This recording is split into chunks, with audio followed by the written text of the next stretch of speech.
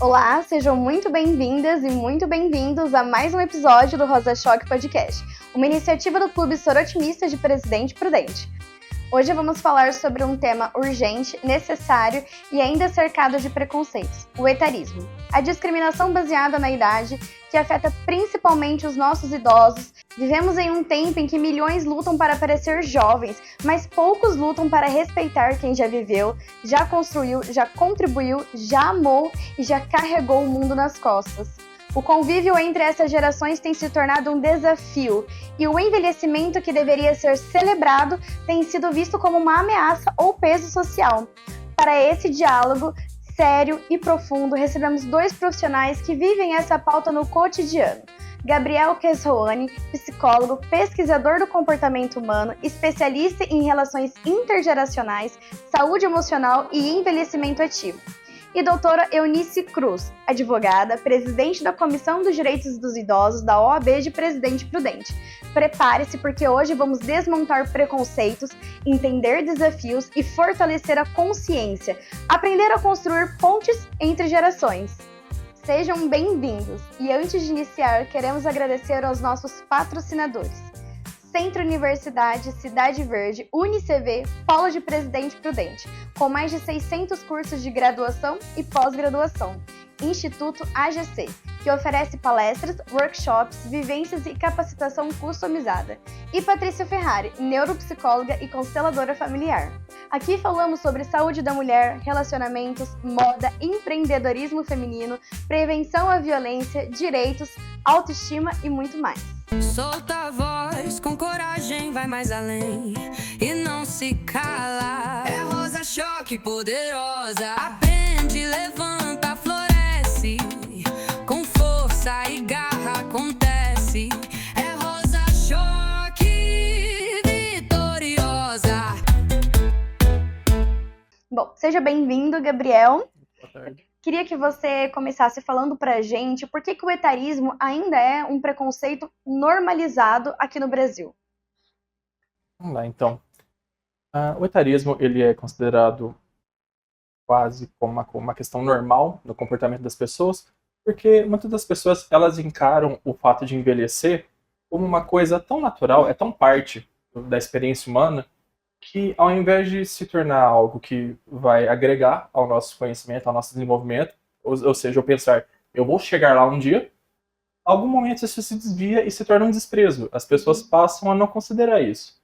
Então é quase como se as pessoas não se preocupassem com chegar lá e normalizassem, então, eu vou estar lá um dia, logo eu não tenho que me preocupar, porque as coisas vão estar resolvidas quando eu chegar lá, o que não se pode desconsiderar verdade absoluta, né? A gente pode dizer também que as pessoas repudiam a ideia de envelhecer ou não? Tem uma alta rejeição, muito pelo fato de hoje ter uma busca pelo ser jovem, uma rejeição à ideia do que é velho, só pelo fato, isso é uma coisa velha, já causa uma rejeição imediata. Então, o não compreender o envelhecimento como algo saudável gera imediatamente esse afastamento, logo essa rejeição. Sim. Doutora Eunice, muito bem-vinda, muito obrigada por aceitar o nosso convite, novamente aqui no Rosa Choque Podcast. E eu gostaria que a doutora explicasse quais são as formas mais comuns, né, e que mais acontecem na nossa sociedade de violação dos direitos da pessoa idosa. Bom, em primeiro lugar, muito obrigada mais uma vez por estar aqui, né, falando a respeito de um assunto que me diz respeito pessoalmente, porque eu já estou aí me considerando uma idosa, e eu tenho no meu escritório algumas práticas que são, assim, que acontecem com maior frequência. A primeira delas é a negligência contra os idosos. Então, são os cuidados básicos, são aqueles momentos em que o idoso precisa ir e vir para o médico e não tem quem leva, é aquele momento que o idoso precisa de uma alimentação diferenciada e não tem. Então, é a negligência com os cuidados básicos do idoso. E o outro é o abuso financeiro. Há muitos casos de famílias em que o idoso é praticamente o que sustenta o lar. E ele nem sabe que cor que é o cartão dele de tirar o dinheiro no banco. porque ou é um filho ou é um neto que vai lá, tira o dinheiro dele e gasta da forma que deseja e nem, às vezes, atende às necessidades do idoso, né? E temos também o abuso psicológico e emocional, temos o desrespeito aos direitos legais, enfim, são vários temas que a gente poderia ficar aqui discorrendo, mas mais precisamente é a negligência e o abuso financeiro. É o que mais acontece, que eu já tive inúmeras ações movidas por pessoas que precisam da atenção dos filhos e não têm, ou então que estão sendo vilipendiadas financeiramente por seus parentes. Sim, doutora, e quem são os principais autores dessa violência e como o idoso chega até, né, a buscar a ajuda jurídica? Olha, depende muito de como o idoso se prepara para a velhice. Como o nosso amigo disse, as pessoas elas pensam assim, eu vou ficar velho um dia e quando chegar lá eu resolvo. E não é bem assim. As pessoas precisam se preparar para envelhecer. Porque se ela se prepara, tanto emocional, como fisicamente, como financeiramente, ela terá certamente uma velhice melhor e não se sujeitará, ou não precisará se sujeitar às pessoas que queiram usurpá-la. Então, quando você tem o seu dinheirinho ali guardado, quando você cuida para fazer uma reserva para a sua velhice, quando você tem uma aposentadoria, e quando você tem saúde também, porque se é um idoso não funcional ou doente que já não tem mais condições, ele vai estar nas mãos dos filhos, dos netos e às vezes até de pessoas desconhecidas. Mas por isso que todos nós precisamos nos preparar para a velhice. Isso é muito importante. Sim. Gabriel, como pode ser reconstruído a relação entre o jovem e o idoso? Para reconstruir essa relação, a gente deveria primeiro entender qual que é o principal fator que está gerando essa separação, que é a não comunicação. O que é comum acontecer hoje nos lares e nas todas as interações sociais entre o público jovem e o público idoso. Se eu fosse colocar de uma maneira bem simples, o mundo existe só na minha visão. Uhum. Então, o jovem, o mundo existe a partir do momento que eu nasci, não existe um passado, uma história, uma sociedade regressa. E o idoso, ele, como é um polo de experiência, um polo de sabedoria, ele considera que o trajeto dele é o correto, simplesmente pelo fato de que eu passei por inúmeras experiências e essa que me trouxeram sucesso, ou me trouxeram menos dano. E aí essas duas visões se chocam muito. O jovem tem energia, tem vontade, tem ímpeto, e eu posso fazer o que eu quiser. Esse é um pensamento comum. O idoso, seja por carinho, cuidado ou até por controle, ele quer limitar ou encaminhar o jovem numa certa direção. Vá por aqui, faça isso, não faça isso. E é esse choque imediato. A pessoa orientando e a outra, eu quero fazer as coisas do meu jeito. Então, para reconstruir essa relação entre essas duas faixas tão diferentes, reconectar através dessa comunicação seria o ideal. Como fazer isso?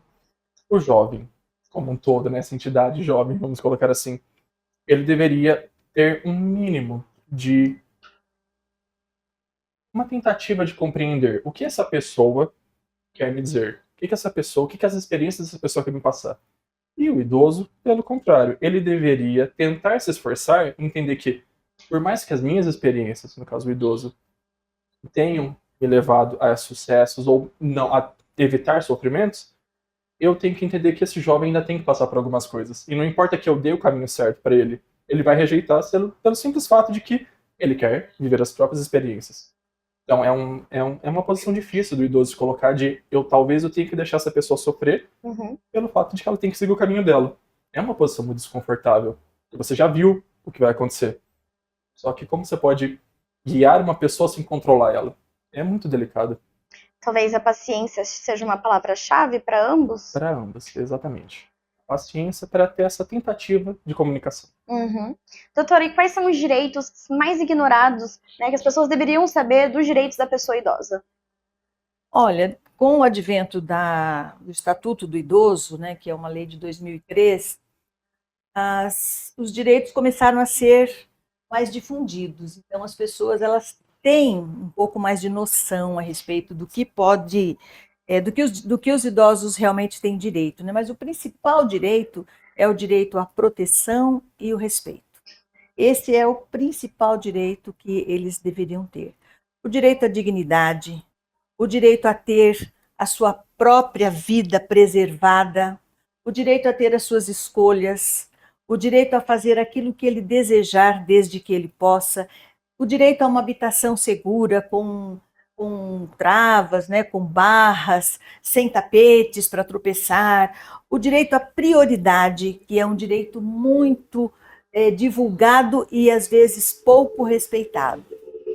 Em muitos lugares nós vemos as vagas de idosos ocupadas por pessoas que estão longe de ser idosas, né? E eles pedem o cartão do idoso. E muitos idosos também não colocam o cartão do idoso, então fica difícil, o idoso também tem que colaborar. Mas são esses direitos, né? O direito à proteção social.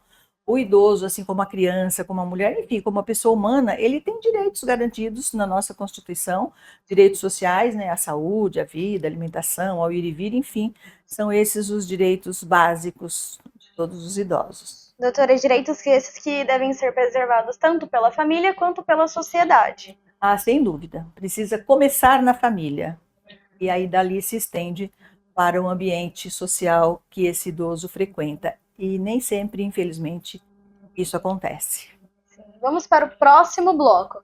Rosa Choque Podcast. Neste canal, cada episódio é uma oportunidade de empoderamento, informação e acolhimento. Fique conosco porque no próximo bloco tem mais assunto interessante.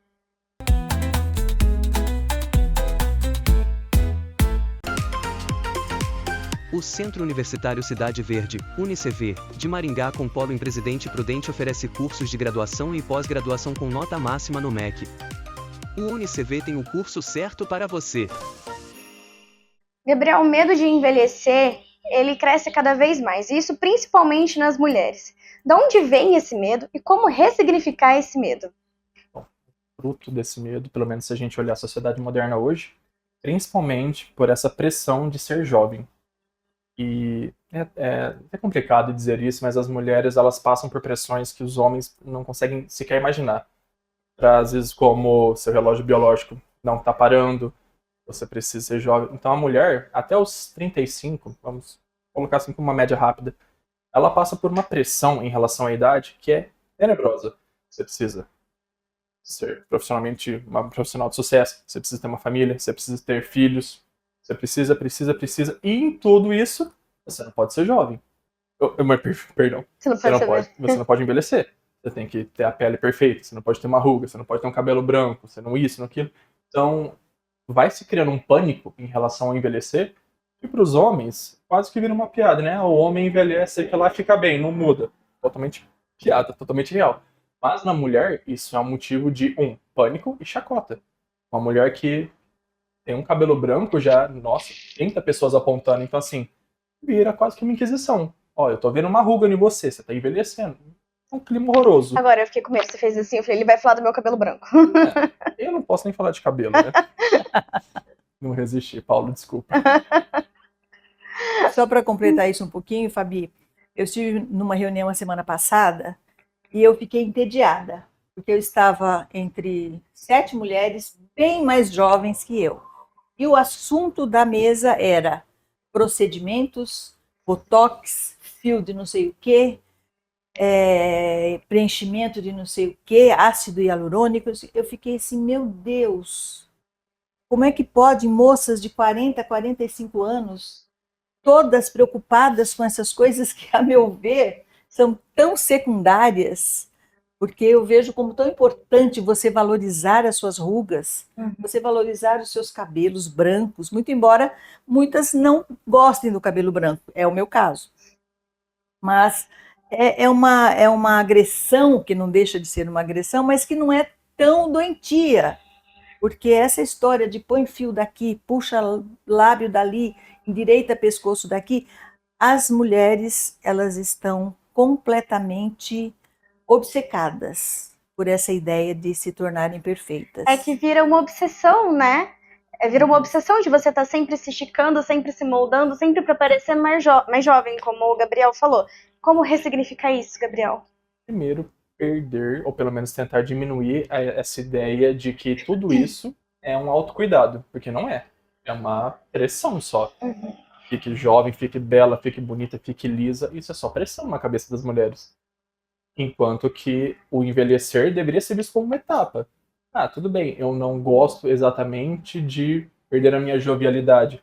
Mas que tal começar a encarar a beleza do novo momento que você está? Parece só uma frase de efeito, mas na verdade é o que deveria ser divulgado. É o que deveria ser ensinado às pessoas. Não simplesmente fique jovem até um minuto que você não conseguir mais. Que pressão é essa que está sendo criada? E a gente vai perder, né? Essa corrida, todo mundo vai perder em algum momento. Todo mundo vai perder. E o que eu observo é que quanto mais elas tentam ficar bonitas por esses meios, ficam mais feias. Você pode ver, eu já vi várias, inclusive clientes minhas, tem uma ruguinha aqui no olho. Aí vai lá e faz todo o procedimento. Aí quando ela volta com aquele monte de ruga aqui. Não tem sentido, né? É uma corrida perdida. É uma corrida perdida. E como ele disse, todas as etapas da nossa vida têm a sua beleza. A beleza do infante, a beleza do adolescente, a beleza do jovem, a beleza do idoso. Porque a nossa aparência, ela não é a primeira coisa que a gente precisa notar em uma pessoa. Apesar da pressão da sociedade, né, é o que a gente precisa desconstruir. Mas, assim, fazendo um parêntese nisso, que eu achei importante que o Gabriel falou, essa questão do relógio biológico, né? A mulher tem esse relógio biológico. Isso é verdadeiramente preocupante, porque a gente não consegue mudar tão fácil assim. E se você tem o desejo de ser mãe, você tem até os 30, 35 anos, como funciona isso?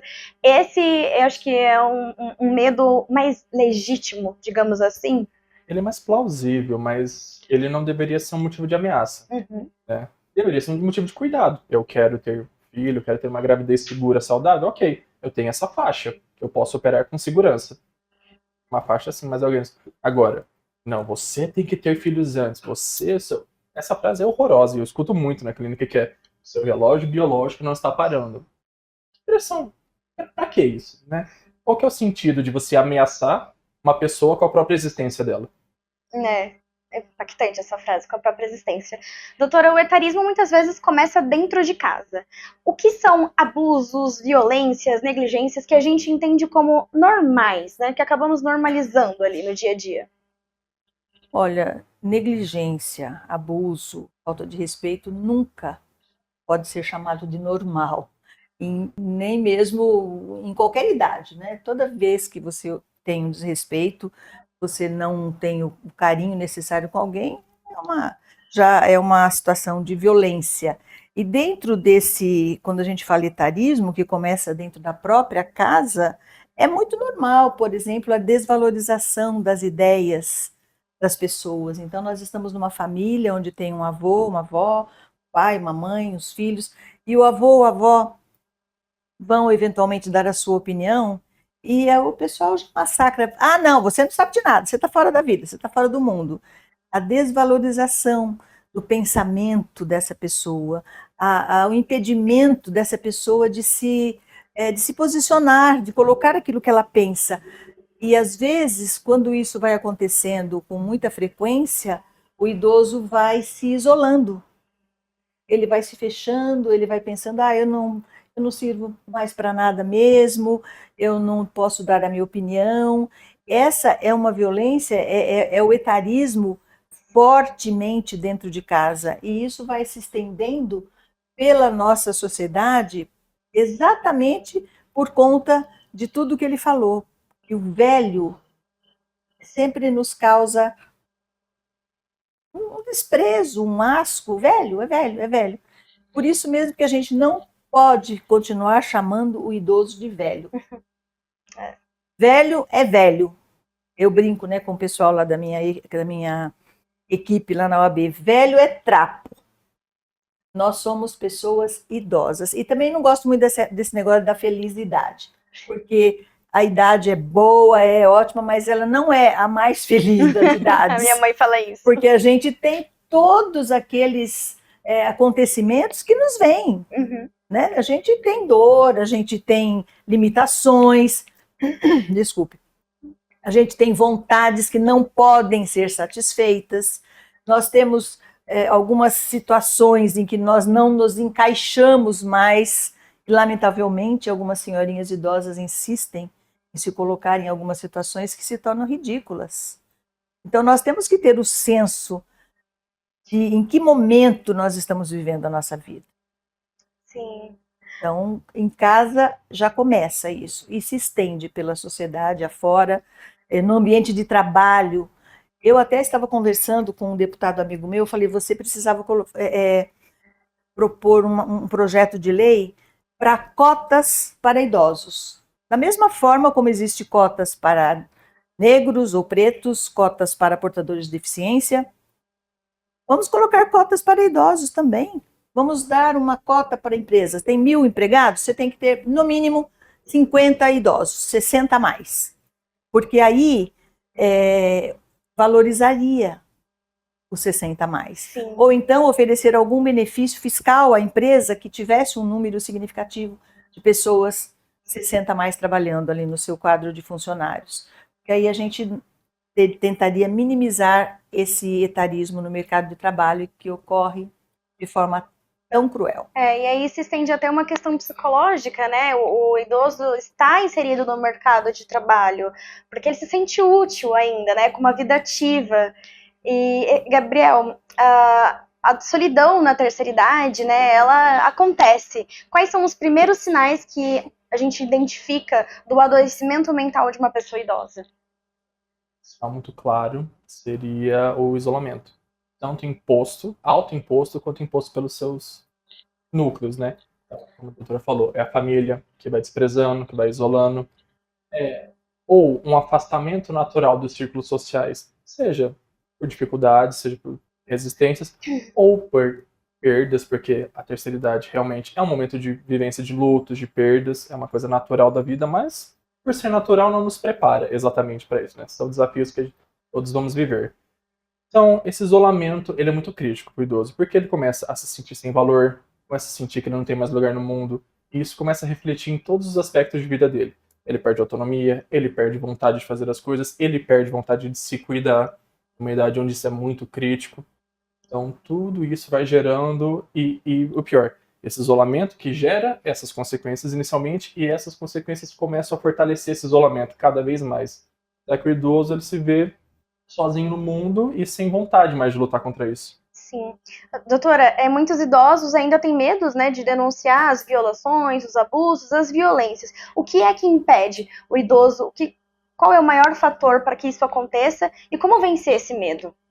Olha, o maior medo é o medo mesmo de denunciar, se tornar o alvo de algo ruim. Porque nós temos na nossa cabeça, lamentavelmente, que denunciar é uma coisa ruim. Ah, você denunciou algo, você é ruim. E o idoso, ele também, além desse medo de denunciar, ele tem a intimidação por parte das pessoas que podem estar fazendo mal a ele. Além disso tudo, ele tem vergonha de se expor e de expor a sua família, porque ele vai pensar assim, nossa, puxa vida, como é que eu vou contar para as pessoas que o meu filho toma o meu dinheiro? Como é que eu vou contar para as pessoas que o meu neto me empurra, me chuta? Como é que eu vou contar para as pessoas que numa casa aqui onde eu moro, que era minha, por exemplo, e hoje eu durmo num quartinho lá no fundo? Então o idoso ele se sente envergonhado de expor a sua fragilidade e expor a forma como ele está sendo tratado. Ele tem medo também de piorar a situação, ele tem medo de destruir a família, porque imagine um idoso, de alguma maneira, ele denuncia e vai acontecer um processo criminal. Vai haver uma investigação. E se houver uma prova real de que aquilo está acontecendo, alguém vai ser responsabilizado, inclusive com pena, que pode chegar até a prisão. Então ele pensa, como é que eu vou fazer isso? Então essas questões, elas sufocam o idoso para que ele não exponha a sua família e nem a si mesmo. Agora, nós que estamos de fora e que temos conhecimento disso, nós não devemos nos omitir. Se nós tivermos conhecimento de um idoso que está passando por esse tipo de violência, nós temos o dever de denunciar. Nós temos o Disque 100, que é um mecanismo muito fácil, onde você não precisa se identificar e você pode denunciar.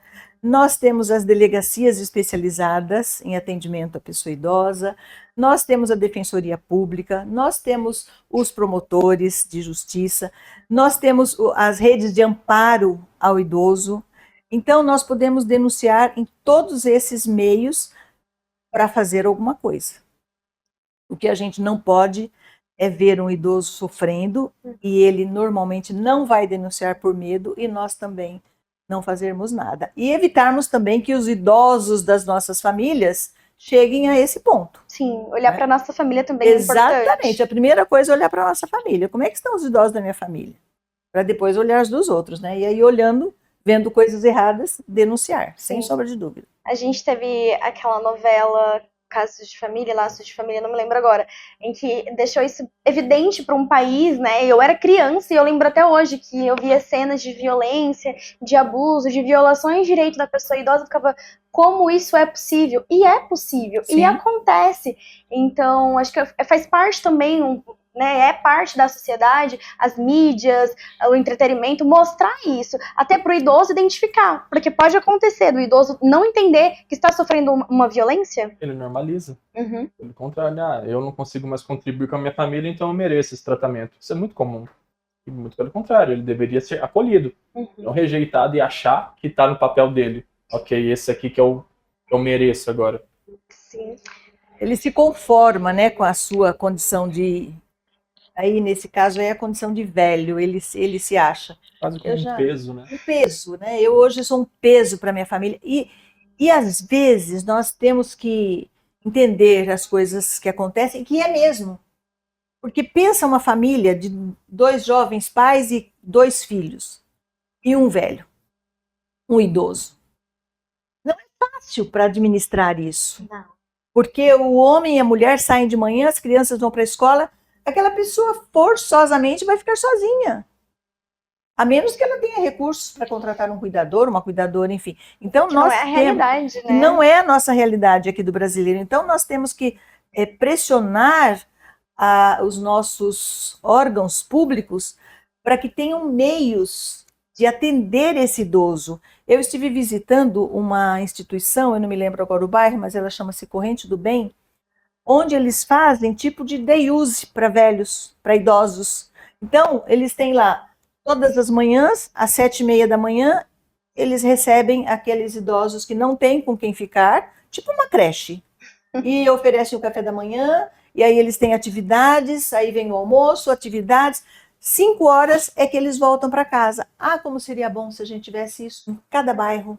Importante ressaltar que em algumas cidades, não todas, existe o serviço de convivência também para a pessoa idosa, nos CRAS. Então, busque um CRAS, né, de referência do seu município, do seu bairro, e procure se informar. Porque o CRAS, com o serviço de convivência, é como se fosse um day use, não necessariamente o dia todo, ou todos os dias da semana, mas só de tirar a pessoa, talvez, daquele ambiente de violência, nem que for por um instante, exercitar, trabalhar temas que são necessários para a pessoa idosa. Então fica aí o nosso convite a você se informar também. Vamos para o próximo bloco.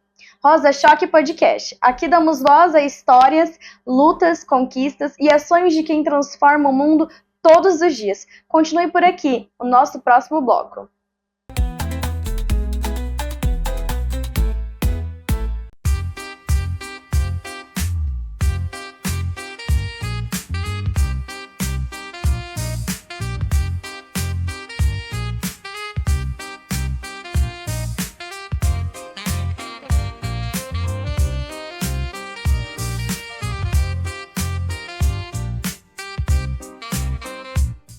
Gabriel, como podemos preparar essa nova geração para entender que envelhecer é inevitável e que respeitar o idoso é respeitar o futuro? De maneira muito respeitosa seria criar uma breve noção de consequência, né? Como eu não. Porque as pessoas elas se preparam para todas as etapas da vida. Quando eu sou criança, o que eu tenho que fazer? Quando eu sou adolescente, tenho que me preparar para minha faculdade, para minha escola, para o mercado de trabalho. Quando eu sou adulto, para minha vida, minha família, minhas viagens, minha carreira. E por que que ninguém pensa como é que vai ser quando eu for efetivamente um idoso? Será que o local que eu moro tem acessibilidade? Será que tem serviços que eu possa desfrutar na minha região, no meu bairro, na minha cidade? Então, é criar um pouco essa noção de visão de futuro. As pessoas entenderem que momento elas vão chegar lá. Se tudo der certo, todos seremos idosos, né? Então, você criar essa consciência para que você possa atuar hoje, enquanto jovem, enquanto uma pessoa que tem energia e capacidade de lutar por isso, para que você garanta não só o futuro das pessoas ao seu redor, mas o seu também. O futuro, no caso, de qualidade. Sim. Doutora Eunice, políticas públicas urgentes que precisamos para combater o etarismo, quais seriam? São muitas, Todas. são todas falhas aí. Nós precisamos de inclusão e participação.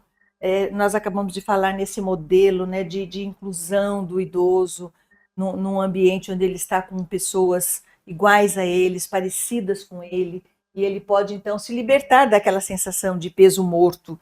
A saúde, assistência social, acessíveis e possíveis. Nós vemos cada situação de pessoas idosas que não têm a menor condição de ter um atendimento. Há algum tempo, eu não sei se isso existe ainda, existia a equipe do médico de família.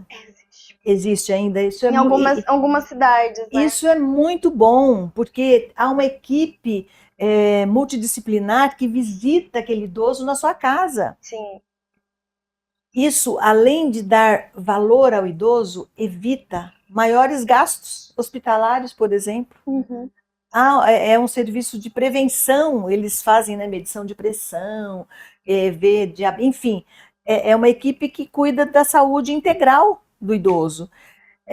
Criar ambientes onde o idoso possa se capacitar, ou então fazer propagandas que esses cursos de EAD que existem também podem ser frequentados por idosos, curso de capacitação, aquele que já se aposentou e eventualmente gostaria de pintar, mas ele não tem dinheiro para pagar um curso, colocar isso nas mídias, colocar nos canais aí sociais, enfim, olha, criar habitações dignas, propagar essa violência que os idosos sofrem, trazer isso à tona, mostrar para as pessoas o que está acontecendo dentro de quatro paredes. Isso tudo é papel da política pública, de trazer isso, de divulgar para as pessoas. Você citou em uma novela que pode ser que é exemplo para isso, né? E também tentar transformar essa ideia, essa cultura de que a pessoa idosa não serve para mais nada, porque ela serve. E a gente não pode esquecer, todos nós chegaremos lá, em algum momento. Ou aqueles que morrem não vão chegar, mas ninguém quer morrer, né? Todo mundo quer chegar lá, né? Nos 70, 80, se você perguntar hoje, tá com 80 anos, tá doente, quer morrer? Não, eu estou indo para o médico lá porque eu quero viver mais. Então, nós precisamos transformar essa cultura de que o idoso é um peso em que ele ainda pode fazer alguma coisa e que ele ainda pode ser útil à sociedade. E é a política pública que tem que fazer isso. Sim, exatamente. Gabriel, gostaria que você deixasse uma mensagem para quem tem medo de envelhecer ou para algum idoso que esteja passando pelo etarismo dentro de casa, na sociedade. Principalmente para quem tem medo de envelhecer ou quem já está se aproximando, é trabalhar principalmente a sua autonomia. A sua capacidade de, sim, viver a sua vida no seu ritmo, sozinho ou em companhia dos outros, que você possa, com muito cuidado que eu vou dizer, ditar as suas próprias regras. Principalmente para que, você mantenha aquilo que formou que é você, que é a sua identidade, as coisas que você gosta, as suas capacidades, as suas potencialidades, e para que você possa, sim, fazer parte da sociedade, da sua família, do seu círculo de amigos, e não, como a doutora mesmo falou, ser só um peso, ser tratado como peso. Acho que ninguém merece esse destino. Sim. Doutora Eunice, gostaria que você deixasse uma mensagem para uma sociedade em todo, para a gente aprender a respeitar e valorizar a pessoa idosa. Eu quero dizer para vocês que estão nos ouvindo, nos assistindo, para vocês olharem à sua própria volta, na sua própria família. Existe algum idoso que está lá, isolado, no cantinho, sem ser valorizado? Olhe para isso. Ou então, no entorno da sua casa. Tem algum idoso que você olha para o olhinho dele e vê aquele olho triste, sem brilho, porque ele está se achando um peso morto, porque ele nem se considera mais uma pessoa? Chegue perto dele, converse, pergunte o nome dele, pergunte suas histórias, pergunte sobre suas raízes. Todo idoso adora uma conversa. Agora, minha mensagem para os idosos. Não se deixem dominar. Vocês são pessoas, vocês têm uma história, vocês construíram, vocês criaram filhos. E ainda que hoje você não tenha autonomia financeira, os seus filhos são obrigados a tratar de você. Eu já cansei de ajuizar ação de alimentos de pais contra filhos. Então não se deixe dominar. Exija ser respeitado. Exija saber para onde vai o seu dinheiro.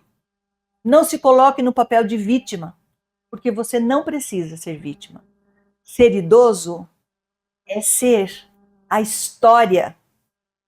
Todos nós, idosos, e eu me incluo nisso agora, nós escrevemos, nós traçamos o caminho que os nossos jovens, os nossos filhos e os nossos netos estão trilhando hoje.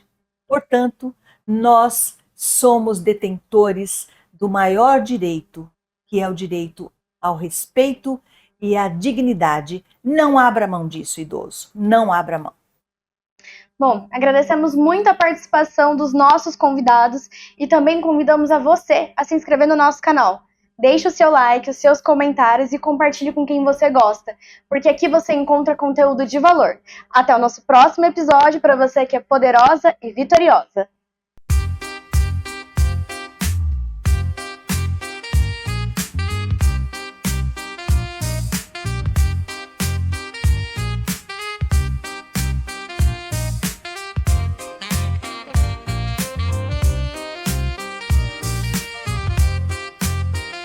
Solta a voz, com coragem vai mais além e não se cala. É Rosa Choque poderosa, aprende, levanta.